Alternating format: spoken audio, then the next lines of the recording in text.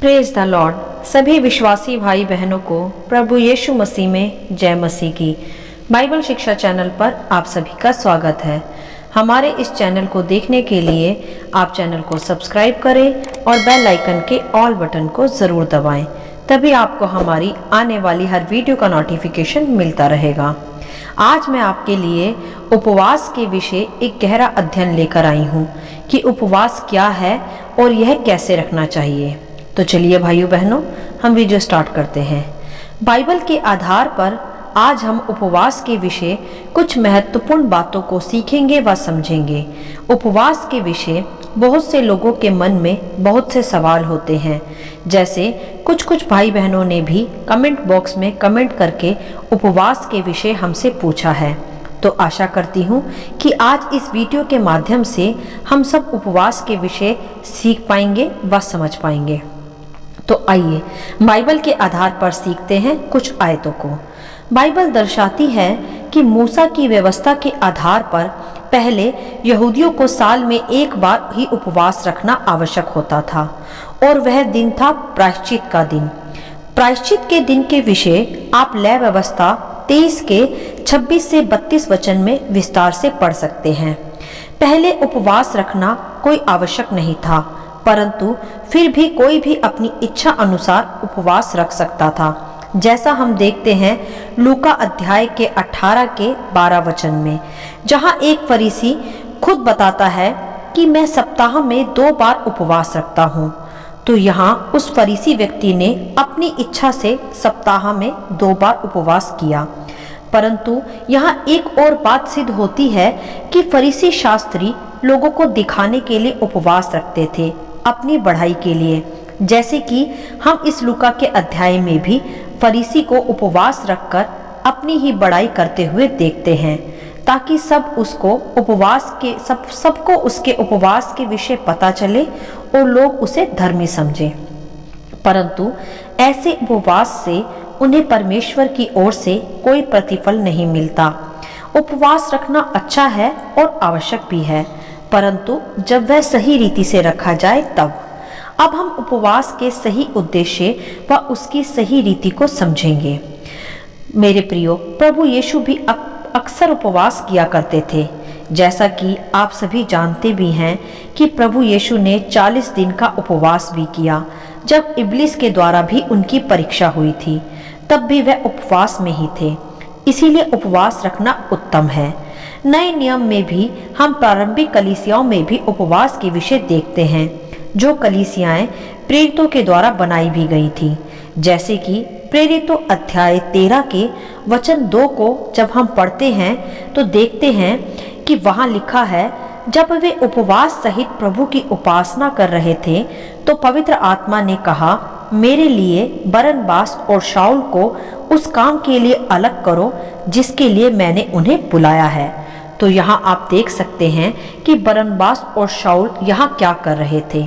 जी हाँ, वह उपवास के साथ साथ उपासना अर्थात प्रेयर विद फास्टिंग कर रहे थे। तभी पवित्र आत्मा की दृष्टि उन पर पड़ी तथा उन्हें प्रभु के कार्यों के लिए चुनकर अलग भी किया गया, अर्थात उन पर एक उत्तम आशीष आई। मेरे प्रियो, यहाँ ध्यान दें कि उपवास का अर्थ केवल भूखे रहकर अपने शरीर को कष्ट देना ही नहीं है। उपवास का अर्थ है ऊपर वाले के साथ वास, अर्थात परमेश्वर के साथ एक सच्ची संगति। जब हम उपवास रखते हैं तब हमें साथ ही परमेश्वर की उपासना करना भी आवश्यक है। और उपासना करने के लिए प्रार्थना करें, वचन पढ़ें, आराधना स्तुति करें, अपनी सांसारिक इच्छाओं को, अपने लाभ को और बुरी बुरी युक्तियों को पीछे रखते हुए, उन्हें हटाते हुए अपना पूरा ध्यान परमेश्वर की ओर लगाएं और परमेश्वर के साथ समय गुजारें। तब वह सही अर्थ में उपवास होता है। अब यहाँ कोई यह भी कह सकता है कि मैं तो जॉब करता या करती हूँ, तो मुझे तो समय ही नहीं मिलता कि मैं वचन पढ़ूं, उपवास रखूं या निरंतर प्रार्थना में बैठूं। तो उसका उत्तर यह है कि मेरे प्रियो, हमारे प्रभु यीशु हमें उपवास के विषय कुछ शारीरिक नियमों को बाध्य नहीं करते।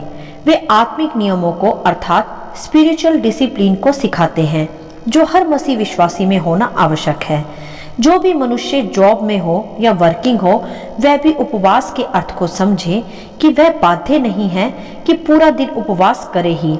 वह वन टाइम मील भी छोड़ सकता है, अर्थात एक समय का भोजन भी छोड़ सकता है। और यदि बाइबल पढ़ने का समय ना हो तो वह इंटरनेट के जरिए परमेश्वर के सच्चे दासों के द्वारा बनाई गई बाइबल की वीडियोस को भी देखकर संगति कर सकता है और मन ही मन में आत्मा में प्रभु का नाम स्मरण कर उससे संगति में जुड़ा रह सकता है। यह होगा उसका ऊपर वाले के साथ निरंतर वास अर्थात उपवास। और जब वह रात में घर लौटे तब आत्मा से घुटनों पर आकर प्रार्थना करे और प्रभु को प्रेस करे और वचन का अध्ययन करे। इस तरह वह वर्किंग मैन या वुमेन होकर भी प्रभु का उपवास कर सकते हैं। ध्यान दें कि यह केवल वर्किंग लोगों के लिए ही था और जो घर में रहते हैं वह उपवास के लिए घर का काम काज निपटा के प्रार्थना तथा वचन अध्ययन में जुड़े रहें और सभी बातों को जो संसारिक है उन्हें अपने से दूर रखें और जैसी जिसकी सामर्थ हो वह उसी के आधार पर खाना अर्थात मील छोड़ सकता है, चाहे वह एक समय का हो या 2 समय का भोजन, वह उसे उसी के आधार पर छोड़ सकता है। और बहुत से लोग यह भी पूछते हैं कि हम उपवास में क्या खा सकते हैं।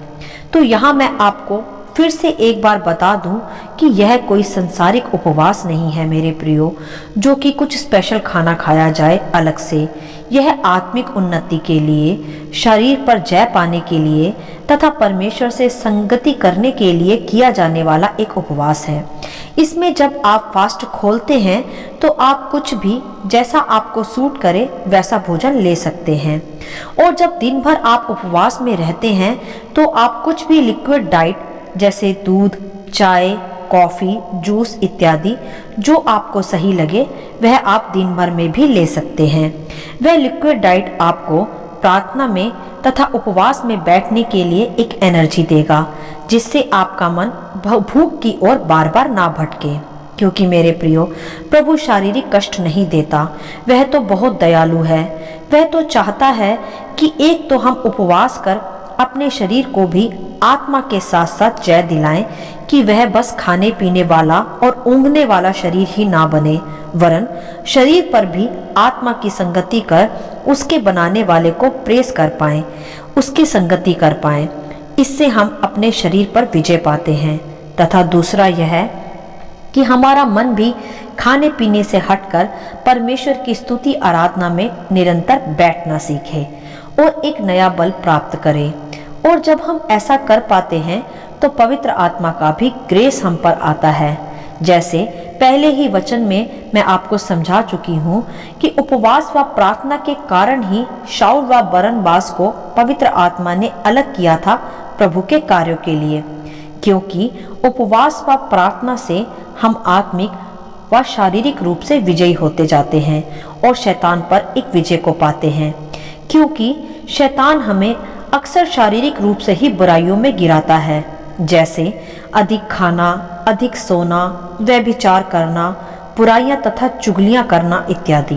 परंतु जब हम उपवास तथा प्रार्थना करते हैं तो हम शैतान को हरा के शारीरिक व आत्मिक रीति से मजबूत बनते जाते हैं और फिर पाप व बुराइयां और आलस और अधिक खाना हमारे शरीर को छोड़ता जाता है तथा फिर पवित्र आत्मा हम में अपना स्थान लेता जाता है। और मेरे प्रियो, जहाँ पवित्र आत्मा रहता है फिर वहाँ शैतान का कोई अधिकार नहीं रहता। इसीलिए मसीह विश्वासियों को उपवास और प्रार्थना तथा उसके साथ उपासना के विषय सिखाया जाता है। और यह भी समझें कि उपवास का कोई दिन निर्धारित नहीं है बाइबल के आधार पर, परंतु आप अपनी इच्छा के अनुसार सप्ताह का कोई भी दिन निर्धारित कर सकते हैं। और जैसे जिसकी सामर्थ हो, जैसा परमेश्वर आपको सामर्थ दे, आप उतने उपवास रख सकते हैं, 1, 2 या उससे अधिक भी। इसके लिए आप पर प्रभु ने कोई नियम नहीं रखा है, बस उसकी सामर्थ आपको दी है उपवास के लिए। और अगर हम बाइबल में प्रभु यीशु को देखें तो उन्होंने 40 दिन का उपवास भी रखा था, परंतु हम अपनी सामर्थ व शारीरिक अवस्था के ही आधार पर उपवास रख सकते हैं। ऐसा ना हो कि हम अधिक उपवास रखकर बीमार ही पड़ जाएं। नहीं भाइयों बहनों, प्रभु ऐसा नहीं चाहता। वह तो चाहता है कि आपकी सच्ची संगति, सच्चा रिश्ता जैसे बाप व बेटे का होता है, वह रिश्ता आपका उससे बने। आप अधिक प्रभु के साथ संगति करें, आत्मा में निरंतर प्रार्थना करें, वचन का उपवास के समय ज्यादा अध्ययन करें और सभी सांसारिक बुराइयों से, पाप से बचे रहें।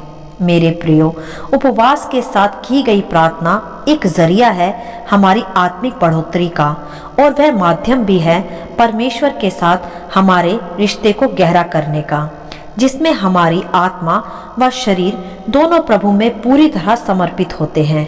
अन्यथा तो बिना उपवास के जब हम प्रार्थना करते हैं तो उसमें केवल आत्मा समर्पित होती है, परंतु उपवास में आत्मा और शरीर दोनों का समर्पण प्रभु के सामने होता है, जिससे हम आत्मिक व शारीरिक रूप से बल पाते हैं और पवित्र आत्मा की अधिक सहभागिता को पाते हैं। और ध्यान दें कि उपवास दिखावे के लिए या अपनी बढ़ाई के लिए कभी ना करें, परंतु मन की शुद्धि व प्रभु के साथ सच्ची संगति के लिए रखें, जैसे कि लिखा भी है मत्ती अध्याय 6 के वचन 17 और 18 में कि परंतु जब तू उपवास करे तो अपने सिर पर तेल मल और मुंह धो, ताकि लोग नहीं परंतु तेरा पिता जो गुप्त में है तुझे उपवासी जाने। इस दशा में तेरा पिता जो गुप्त में देखता है तुझे प्रतिफल देगा। हालेलुया। तो स्पष्ट है ना इस वचन के आधार पर कि हमें कैसे उपवास रखना चाहिए, दिखावे के लिए नहीं वरन गुप्त में, कि केवल हमारा पिता हमें देखे व प्रतिफल दे। मेरे प्रियो, वैसे तो बहुत सी बातें हैं उपवास से संबंधित, परंतु यहाँ मैंने कुछ महत्वपूर्ण बातों का ही उल्लेख किया है, नहीं तो वीडियो बहुत लंबी हो जाएगी। और यदि अब भी आपके मन में कोई प्रश्न हो तो आप कमेंट बॉक्स में कमेंट करके उसे पूछ सकते हैं, परंतु आशा करती हूँ कि आज की इस वीडियो में आपके अधिकतर प्रश्नों का उत्तर प्रभु ने आपको दिया होगा। बस सबसे महत्वपूर्ण बात को याद रखें कि उपवास प्रार्थना प्रभु के साथ हमारी आत्मिक व शारीरिक संबंधों को मजबूत बनाती है। हमारी संगति व रिश्ता प्रभु से गहरा होता जाता है तथा हम एक कदम शैतान पर भी विजय पाते हैं। तो भाइयों बहनों, उपवास के साथ की गई प्रार्थना बंधनों को तोड़ती है। और फिर से एक बार बताना चाहूंगी कि उपवास के लिए कोई भी नियम बाध्य नहीं है। आपकी सामर्थ तथा पवित्र आत्मा की सहभागिता आपको जैसा सिखाए आप वैसा उपवास कर सकते हैं। उपवास के दिन हम शरीर की भूख को छोड़कर आत्मा को रोटी खिलाते हैं वचन की, अर्थात यह है कि हम उपवास में शरीर की नहीं आत्मा की भूख को मिटाते हैं, जो है परमेश्वर की संगति व उसका वचन। और यह भी सत्य है कि उपवास के साथ की गई प्रार्थनाएं हमारे सभी बंधनों को तोड़ती हैं और हमारे आत्मिक जीवन को एक नया बल प्रदान करती हैं। तो यह सत्य है कि हम मसीह विश्वासियों को उपवास प्रार्थनाएं करनी चाहिए, परमेश्वर से हमारे संबंधों को मजबूत बनाने के लिए और अपने सभी संबंधों को और अपने सभी बंधनों को ब्रेक करने के लिए, जो हमें विश्वास में तथा प्रभु में बढ़ने से रोकती है, उन बंधनों को तोड़ने के लिए हमें उपवास प्रार्थना करनी चाहिए। उपवास प्रार्थना एक सामर्थी प्रार्थना होती है जो कि हमारे सभी बंधनों को और श्रापों को तोड़ती है और हमें एक नया बल देती है और हमें आज़ाद करती है। प्रभु के साथ हमारे संबंधों को और गहरा बनाती जाती है। मेरे प्रियो, इसीलिए आप उपवास प्रार्थना में रहें और परमेश्वर के साथ अधिक समय बिताएं, वचन का अध्ययन करें और संसारिक बुराइयों से और पापों से दूर हटकर निरंतर प्रार्थना में परमेश्वर की अगुवाई में चलते रहें। हालेलुया। आशा करती हूँ इस उपवास प्रार्थना के विषय एक संक्षिप्त विवरण आप सभी को समझ में आया होगा। परमेश्वर आपको अपनी पवित्र आत्मा की भरपूरी से सदा भरता रहे।